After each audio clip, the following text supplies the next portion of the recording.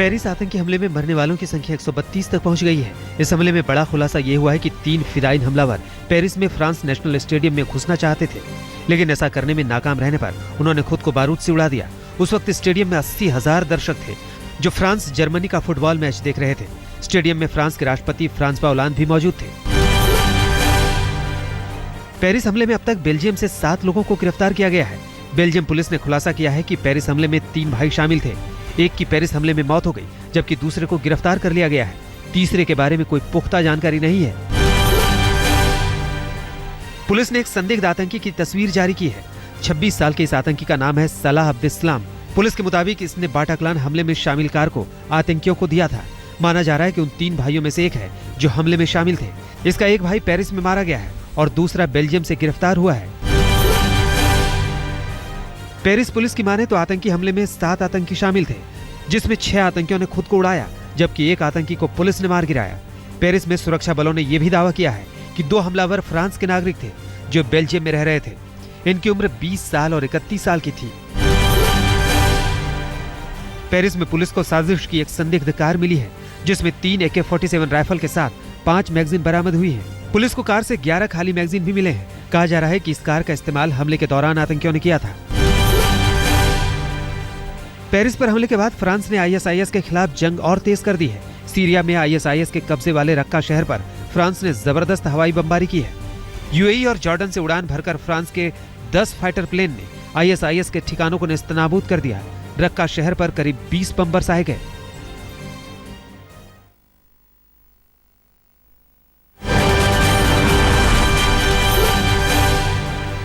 Turkey में G20 देशों के सम्मेलन का आज दूसरा दिन है। पहले दिन ब्रिक्स देशों के साथ बैठक में प्रधानमंत्री नरेंद्र मोदी ने आतंक के खात्मे का रास्ता दिखाया और कहा कि पूरी मानवता को साथ आना होगा और आतंकवाद के खिलाफ एकजुट होना होगा।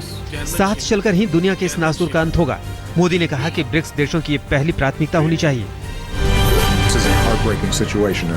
G20 समिट में शामिल हुए अमेरिकी राष्ट्रपति बराक ओबामा ने पेरिस पर हमले को सभ्य दुनिया पर हमला कहा है। अमेरिकी राष्ट्रपति ओबामा और रूसी राष्ट्रपति व्लादिमीर पुतिन ने भी आपस में मुलाकात की और खबरों के मुताबिक दोनों में सीरिया और यूक्रेन को लेकर बात हुई। सीरिया में रूसी मिलिट्री ऑपरेशन की अमेरिकी राष्ट्रपति बराक ओबामा ने तारीफ की है। साथ ही ISIS के खिलाफ लड़ाई में मदद करने वाले सभी देशों का भी स्वागत किया है। टर्की में अमेरिकी राष्ट्रपति बराक ओबामा ने प्रधानमंत्री मोदी के नेतृत्व में भारत के आर्थिक विकास की सराहना की है। ओबामा ने कहा कि PM मोदी का अक्षय ऊर्जा के प्रति काम करने की दिशा और सोच सराहनीय है। इससे देश में रोजगार के अवसर ज्यादा पैदा होंगे।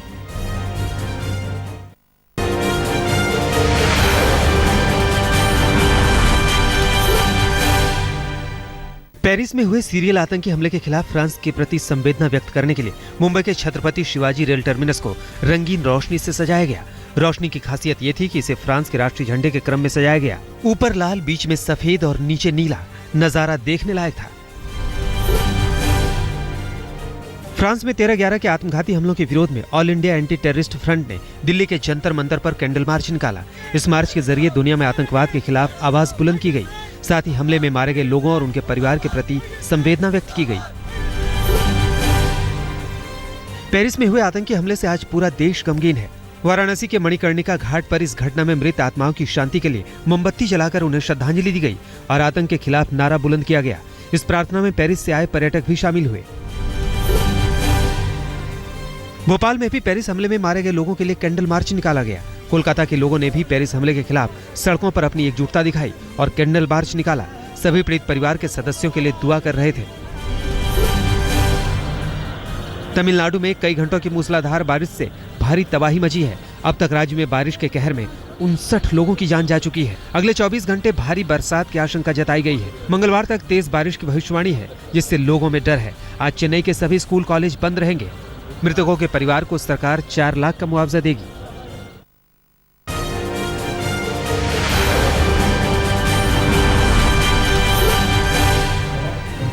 बीजेपी सांसद शत्रुघ्न सिन्हा ने फिर से अपनी भड़ास निकाली है। नागपुर में शत्रुघ्न सिन्हा ने कहा कि उन्हें जितना बोलना था उन्होंने बोल दिया, अब बड़े बुजुर्ग बोल रहे हैं।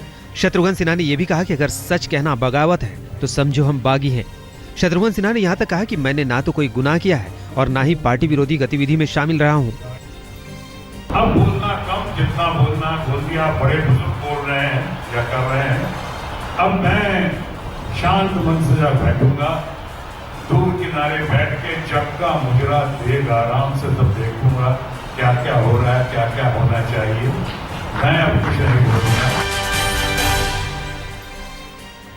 विपक्ष ने शत्रुघ्न सिन्हा के बयान को हथियार बनाते हुए बीजेपी पर निशाना साधा है।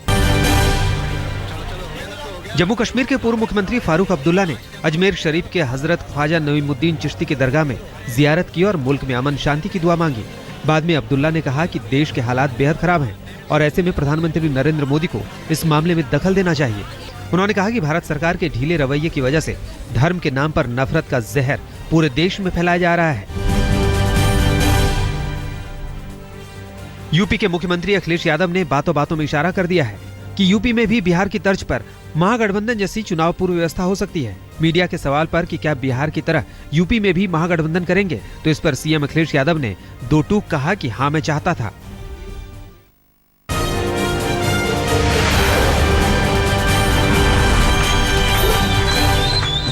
बिग बी अमिताभ बच्चन का एक अलग ही अंदाज देखने को मिला जब वो मुंबई की लोकल ट्रेन में अपने टीवी शो आज की रात है जिंदगी को प्रमोट करने पहुंचे। अमिताभ के साथ उनके शो के real life hero Saurabh Nimkar भी थे, जो अपने संगीत की कमाई को हर रोज एक एनजीओ को कैंसर पीड़ितों की मदद के लिए दान करते हैं। लोकल में बिग बी भी संगीत की धुनों पर जमकर झूमे। पूर्वांचल इलाके में मनाया जाने वाला महापर्व छठ का आज दूसरा दिन है, लेकिन अभी भी अपने पैतृक घरों तक पहुंचने के लिए ट्रेनों में मारामारी मची है। राजधानी दिल्ली में पूर्वांचल के रहने वाले लोगों की बड़ी तादाद है। यही वजह है कि रेलवे स्टेशनों पर इस वक्त जबरदस्त भीड़ है। हालांकि हर बार की तरह इस बार भी छठ पर घर जाने वाले लोगों के लिए रेलवे ने खास इंतजाम किए हैं। गाजियाबाद में हिंडन के गंदे पानी और घाटों पर फैली गंदगी के बीच छठ का महापर्व मनाया जाएगा। हालांकि छठ पूजा शुरू हो चुकी है, लेकिन हिंडन नदी में गंग नहर की सफाई के चलते गंग नहर में पानी नहीं छोड़ा जा सका है। केवल दिल्ली की तरफ यमुना से कुछ पानी बैक फ्लो में छोड़ा गया है, लेकिन पानी बदबूदार और गंदा होने के खिलाफ पूर्वांचल समाज के लोगों ने गाजियाबाद प्रशासन और दिल्ली सरकार के खिलाफ प्रदर्शन और नारेबाजी की।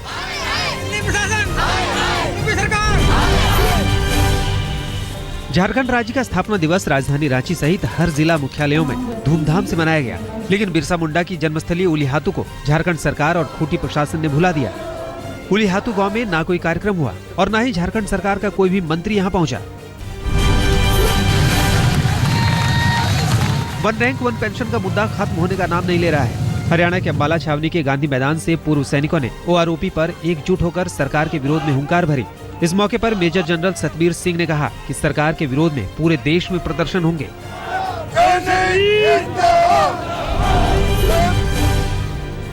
चुटकुलों की वजह से अपने नाम के गलत इस्तेमाल से दुखी होकर जालंधर के मशहूर कॉमेडियन संता बंता ने अपना नाम बदल लिया है।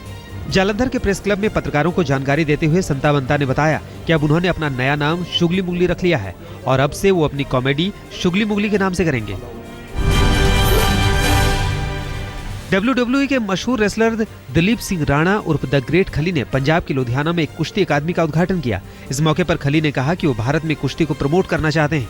उन्होंने कहा कि अगर सरकार मदद करे, इस देश में टैलेंट की कोई कमी नहीं है। पिछले महीने बल्लभगढ़ के सुनपेट गांव में हुई आगजनी की घटना के बाद एक बार फिर फरीदाबाद में दलित समाज की महापंचायत का आयोजन किया गया। महापंचायत में समाज के लोगों ने साफ तौर पर सरकार को चेतावनी दी कि अब दलितों पर अत्याचार बर्दाश्त नहीं किया जाएगा और सुनपेट कांड के बाकी 5 आरोपियों को जल्द गिरफ्तार किया जाए। सोनीपत जिले के गोहाना में जाट आरक्षण को लेकर 5 जिलों की जाट पंचायत में 2 पक्षों में हंगामा हो गया, जिसमें राष्ट्रीय जाट आरक्षण संघर्ष समिति के अध्यक्ष अशोक मलिक ने अखिल भारतीय जाट आरक्षण संघर्ष समिति के राष्ट्रीय अध्यक्ष यशपाल मलिक को बाहरी कहते हुए उनका विरोध किया।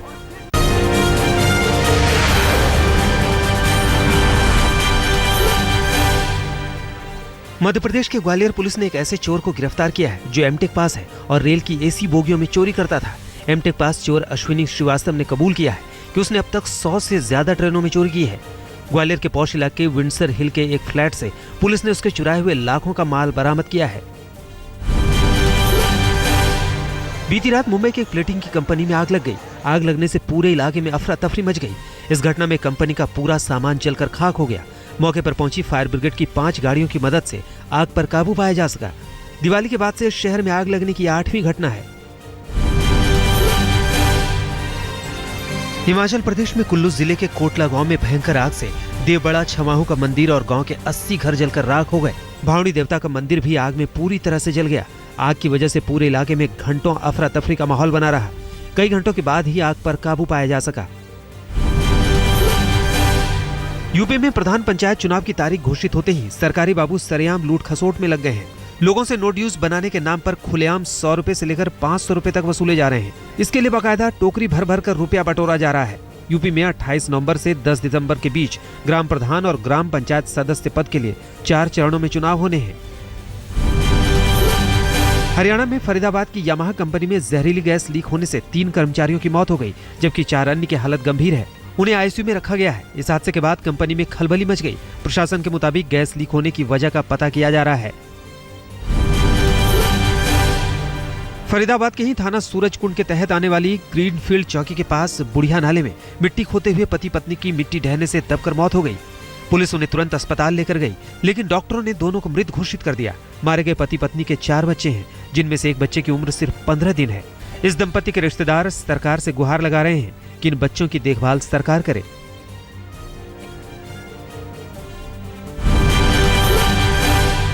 मथुरा के थाना गोवर्धन कस्बे के हाथी दरवाजा इलाके में लंबे समय से बेची जा रही अवैध हरियाणा शराब के जखीरे को स्थानीय लोगों ने एक मकान से बरामद कर पुलिस के हवाले कर दिया। इस दौरान आक्रोशित लोगों ने पुलिस की लापरवाही पर नाराजगी जाहिर करते हुए कई बोतलें सड़क पर तोड़ डाली।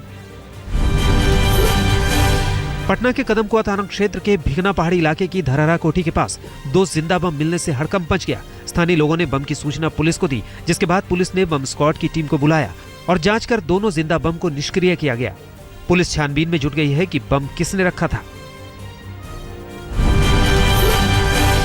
लुधियाना के खन्ना तहसील में मंजी साहब गुरुद्वारे की सराय के कमरे में 2 महिलाओं का संदिग्ध अवस्था में शव बरामद हुआ है। इस पूरी घटना की असल वजह अभी तक पता नहीं चल सकी है। पुलिस ने अज्ञात शवों को कब्जे में ले लिया है और अपनी आगे की तफ्तीश शुरू कर दी है।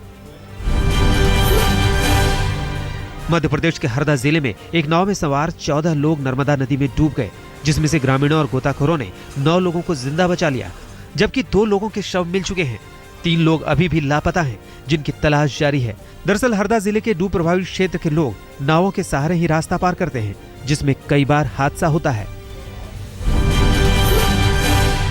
राजधानी दिल्ली की कोंडली नहर में छठ पूजा के लिए घाट बना रहे 2 छात्रों की नहर में डूबने से मौत हो गई। हादसे के बाद दोनों ही परिवार सदमे में है। गाजीपुर गांव के रहने वाले पुष्कर और अमित अपने परिवार के लिए छठ पूजा का घाट तैयार करने गए थे, लेकिन इस दौरान पुष्कर का पांव फिसल गया और वो पानी में डूबने लगा। उसे बचाने के क्रम में दोस्त अमित भी डूब गया। यूपी के फिरोजाबाद में एक शख्स की लोगों ने जमकर पिटाई कर दी। युवक पर आरोप था कि उसने एक लड़की के साथ छेड़छाड़ की कोशिश की है। युवक की पिटाई करने के बाद लोगों ने उसे पुलिस के हवाले कर दिया।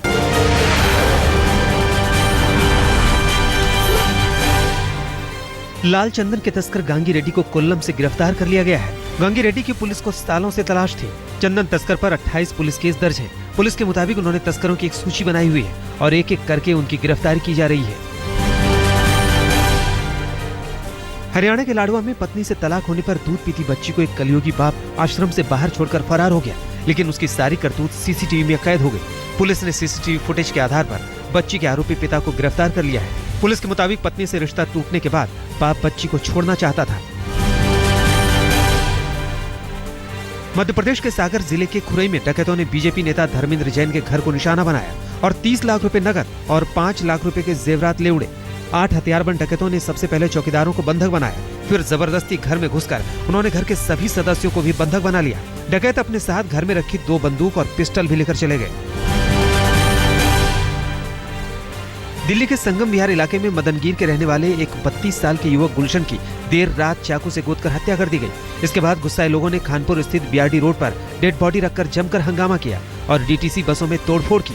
हमलावर 3 से 4 थे। पुलिस ने गुलशन को नजदीक के बत्रा हॉस्पिटल में भर्ती कराया, जहां डॉक्टर ने उसे मृत घोषित कर दिया। दिल्ली से सटे ग्रेटर नोएडा में थाना दादरी के नगला चमरू और नगला नैनसुख गांव में बदमाशों ने लूटपाट की और विरोध करने पर एक युवक की हत्या कर दी। वहीं इस पूरे मामले में एक महिला को बदमाशों ने जमकर पीटा भी। हालांकि मौके पर पहुंची पुलिस ने एफआईआर दर्ज कर जांच शुरू कर दी है, लेकिन अपराधी फरार है। उत्तर प्रदेश के अमरोहा के नेशनल हाईवे 24 की सड़कों पर कार लूटने वाले गिरोह की दहशत बनी हुई है। ताजा मामले में मुरादाबाद से दिल्ली जा रहे कार सवार बैंक कर्मी रश्मि रंजन पांडे की कार को हाईवे पर लूट की घटनाओं का अंजाम देने वाले गैंग ने पीछा करना शुरू किया। बाद में कांका ठेर के पास गाड़ी को ओवरटेक कर उनके परिवार से जेवर, नकदी और कार लूटकर फरार हो गए। दिल्ली में भारत नगर और अशोक विहार थाना पुलिस ने 2 ऐसे अपराधियों को गिरफ्तार किया है, जिनमें एक नाबालिग है तो दूसरा 11 नवंबर को बालिग हुआ है। इन दोनों पर कई लोगों को चाकू मारकर लूटने का आरोप है। इन्होंने मात्र 1.5 घंटे में ही लूट की 5 वारदातों को अंजाम दिया। फिलहाल ये सलाखों के पीछे हैं।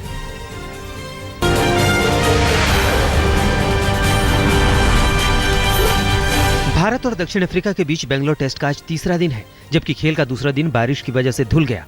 कल एक भी गेंद फेंकी नहीं जा सकी। पहले दिन टीम इंडिया ने मैच पर शिकंजा कस दिया था। पहली पारी में दक्षिण अफ्रीका के 214 के जवाब में टीम इंडिया ने बिना कोई विकेट खोए 80 रन बना लिए हैं। क्रीज पर टीम इंडिया के सलामी बल्लेबाज शिखर धवन और मुरली विजय डटे हुए हैं। पहले दिन का खेल खत्म होने के बाद शिखर धवन 45 और मुरली विजय 28 रन पर नाबाद हैं। 4 टेस्ट मैचों की सीरीज में भारत 1-0 से आगे है। पर्थ टेस्ट के तीसरे दिन न्यूजीलैंड ने ऑस्ट्रेलिया को करारा जवाब दिया है। पहली पारी में मेहमान न्यूजीलैंड ने 6 विकेट पर 510 रन बना लिए हैं।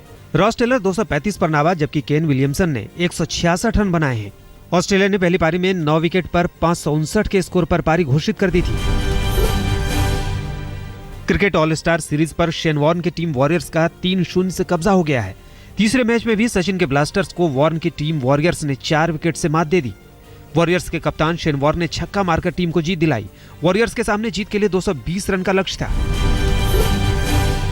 चीन ओपन सुपर सीरीज के फाइनल में भारत की नंबर 1 बैडमिंटन खिलाड़ी साइना नेहवाल हार गई। ओलंपिक गोल्ड मेडल विजेता ली जुरेई ने सीधे गेम में 21-12, 21-15 से साइना को हरा दिया।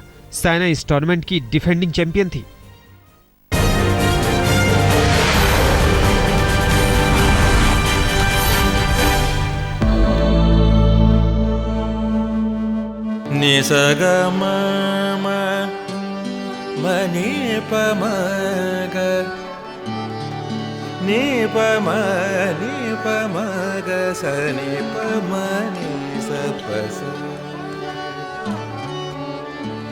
जहाँ तक